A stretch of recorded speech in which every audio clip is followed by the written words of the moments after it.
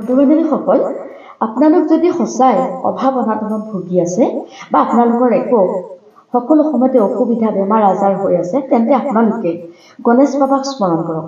এক মনে এক ধ্যানে প্ৰথমতে আপোনালোকে ভালকৈ বহি লওক, গা পা ধুই ভালকৈ গণেশ বাবাৰ ওচৰত বহক আৰু প্ৰথমতে এফাকি মন্ত্ৰ মাতিব, ওম শ্ৰী গণেশায় নমো নমঃ। এই মন্ত্ৰফাকি 3 বাৰ মাতিব।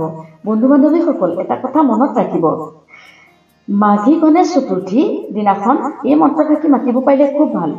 এইবাৰ মাঘী গণেশ চতুৰ্থী পৰিছে 2 ফেব্ৰুৱাৰী 2025 চানডে।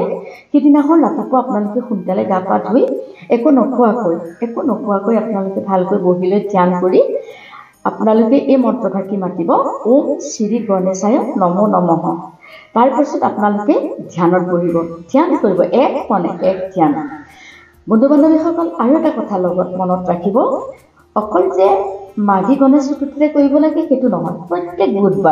প্ৰত্যেক বুধবাৰে আপোনালোকে পুৱা গা পা ধুই একো নোখোৱাকৈ এক মনে এক ধ্যানে এনেদৰে বহি প্ৰথমতে গণেশক স্মৰণ কৰিব। তাৰপিছত আপোনালোকে গণেশ বাবাক ধ্যান কৰিব।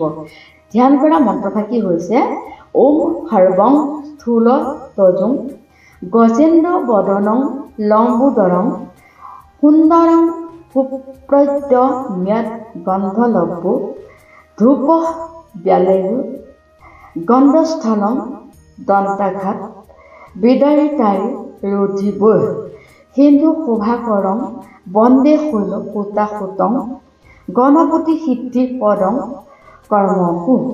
এনেদৰে গণেশ বাবাক ধ্যান কৰিব। গণেশ বাবাক ধ্যান কৰাৰ পিছত আপোনালোকে এক মনে প্ৰণাম কৰিব। হাতযোৰ কৰি গণেশ বাবাক চকুকেইটা জপাই লৈ প্ৰণাম কৰিব।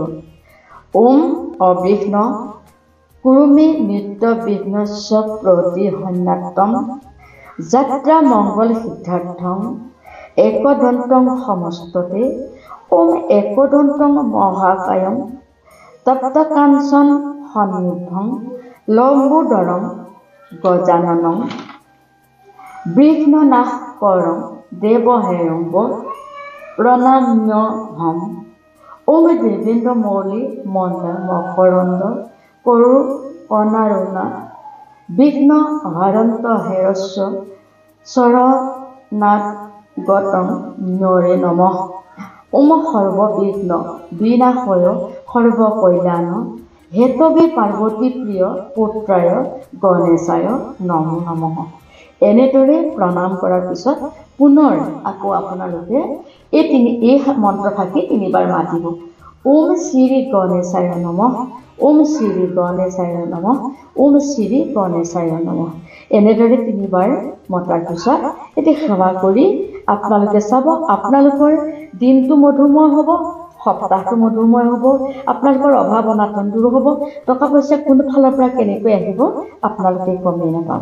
ধন্যবাদ বন্ধু-বান্ধৱীসকল।